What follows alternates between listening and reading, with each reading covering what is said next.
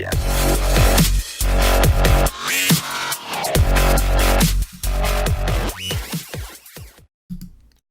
What's up, nation? Welcome to another edition of the Wise Take MLB First Look podcast. I'm your host, CK013. You can find me on Twitter at CK_013. And today we have a 12-game slate. Back to the big slates. We had a couple days of split slates, Wednesday and Thursday, which broke up the main slates a little bit, but now we're back to the big ones. And once again, there's just a lot to like. Pitching is very interesting. There are a few different options to consider. They all, in my opinion, have some sort of risk. Granted, everybody has risk, but the risk is real today. We'll get into that in a second. As far as the bats go, it's the exact same as the pitching. A lot of these pitchers are volatile. You can see them doing really well. You can see them doing really poorly. And inversely, it's the same thing with a lot of these offenses. There are a few that stand out amongst the rest. And those are the ones that we'll kind of discuss. But yeah, as far as cash games go with pitching, Clevenger, in my opinion, is the arm that I feel the safest with. But the matchup by far goes to Lance Lynn. What worries me about Lance Lynn is, number one, he's like at an all-time career high in price at LYNN. Number two, it's in Arlington, a really, really good hitting environment. It's not as bad as Coors. Pitchers can survive there, but it's a little worrisome. I guess, I think Clevenger is a very, very talented pitcher. I just worry about the Angels. They really don't strike out a ton. And barring something changing in the lineup, I think you can go either or. I'm a little bit more tournament-minded usually, so I am willing to chance things more to get a good matchup. So Lance Lynn is probably the one I'd prefer, but that may be just crazy. I don't know just yet. But Clevenger is fine too. As far as SP2s, I think Steven Matz will get a lot of attention at CMCM. 2 good games in a row, and his last one was against this very same team, the Pittsburgh Pirates, and he went complete game shutout. 7 Ks across 9 innings. The Pirates then sucked horribly against another lefty. I forgot who it was, but the Pirates lately have been really, really bad against lefties again. So I would imagine that we see a lot of Clevenger or Lynn paired with like a Steven Matz. The only problem is that there's a lot of money to allocate to pitching. So Coors is on this slate. There's actually a team on this slate, an offense, that has a higher implied team total than either one of the Coors teams. Pretty wild. As far as how low can you get here, I really don't feel comfortable with too much. Gaviglio would be somebody I would look into. The problem is he's not stretched out, so he's really not going to go that deep. So I'm not really seeing a super cheap dude in cash that I feel comfortable with. I would probably just look for some value bats to fit in between. And I would probably go either Steven Matz or the next guy I'll talk about, which is Dustin May. 7.76 in AAA. He's had 5 starts. He's got a 2.3 ERA with a 24-9 strikeout to walk ratio. While that sounds good, he also had his xFIP was in the 4s, leading me to believe he may have been a little bit lucky down there. But it's the Padres. He's at home. I don't mind that. The chance you take, of course, is the Dodgers. He's young. May baby him. We'll see. Depends on the situation. But I think a lot of people will go with Matz because of what he just did. As far as tournaments go, things get really, really crazy. So last year, you did not want to take a lefty against the Yankees in Yankee Stadium. That was just like you wanted to stack against every time. This year, the Yankees have struggled against lefties, and they've been striking out a lot in particular. But all season, they've been striking out to lefties. Erod is kind of interesting. Didn't do very well against the Yankees in Boston, but we often see these situations where guys just get a different outcome the second time around when they see each other so closely. So kind of interesting. Miley's expensive. He's been doing the dirty, but he is expensive, right? And it's for me, it's a ceiling thing with him, but he'll be low on. Paxton has been bad. Gave up 4 home runs against Boston. He is kind of interesting, but again, it's like, do you have to take all that risk? I don't know. So far, I really haven't seen it. So like Robbie Ray, I don't think I want to take against the Nationals. They're very, very tough on lefties. Robbie Ray's last 4 matchups were fairly soft. You could even say 5 with the Rockies away from Coors, 6 with the Dodgers. With the Giants. So, the Nationals are playing good baseball, and they're really tough to strike out against lefties. So, not super into Ray. Maybe Perez is a cheap option, but he's been terrible. This is more of a play against the Royals. The Royals have struggled this year against lefties.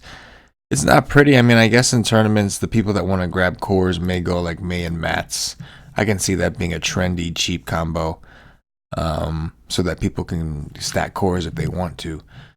But I don't know. We'll dig into it tomorrow and see if anything stands out. Maybe something opens up for us a little bit. But things are crazy. We got Ivan Nova and Jason Vargas facing off. That should be fun. That should be super fun. Anyway, on to the offenses. So I'd mentioned that there's one team on the slate. The highest implied team total on the slate does not belong to a Coors team. It actually belongs to the Twins, who are getting a matchup with Glenn Sparkman, who I believe the Indians just tatted up. Yeah, 3 homers in that last game. 2 in the game before that. He's given up 5 homers the last 2 games. Granted, it was both against Cleveland. But I think this dude's had some regression coming for quite a while, and I think it's starting to come. So why not with Minnesota, the team who leads the league, the entire league, in homers? I think that sounds like a pretty good deal. They're obviously expensive.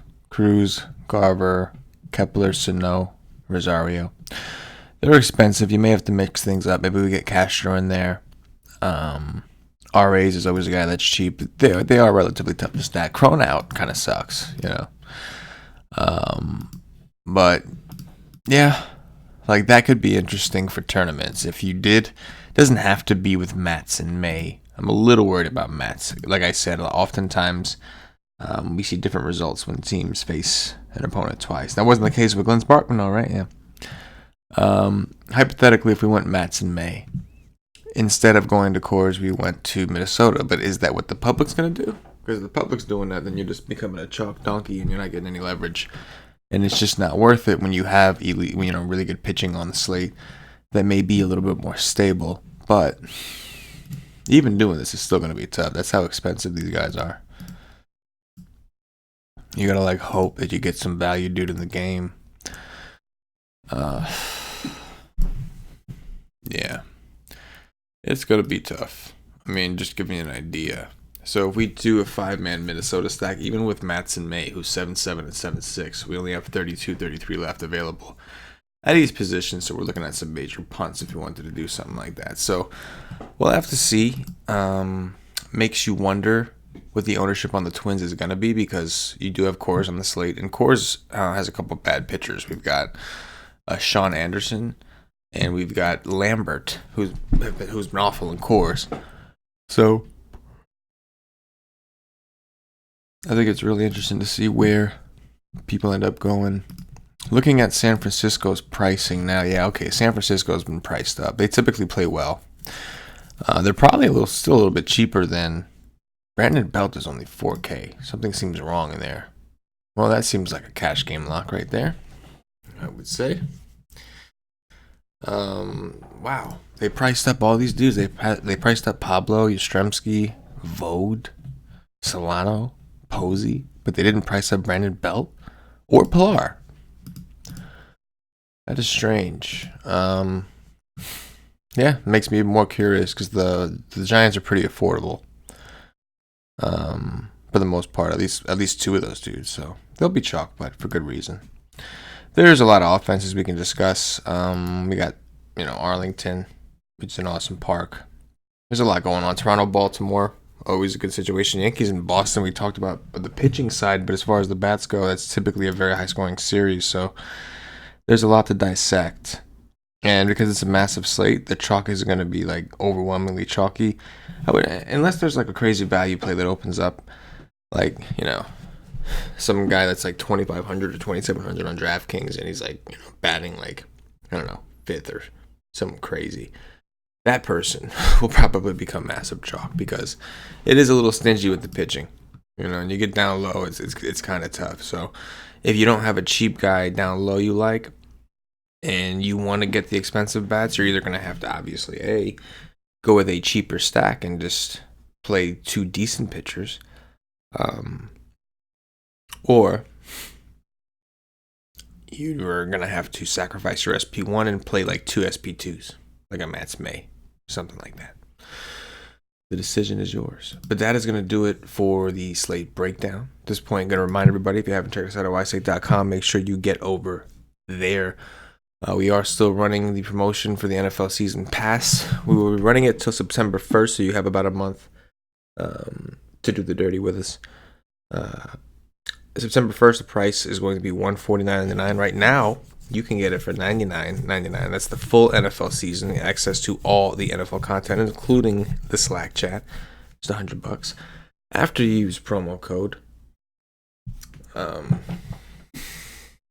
Man, we were cruising until that part. Promo code I should know. Promo code Early Owl NFL 2019. So, Early Owl NFL 2019. If you have the All Sports package, then you're good. You're good. But if not, if you prefer to, play seasons at a time, this is a really, really good deal for the NFL package. Which reminds me, I think Paulie did write up an article for those of you who are subscribed. Paulie wrote up that he'd ranked his top 10 running backs this year going into the 2019-2020 season. So that should be up by the time most of you are looking at this. Morning.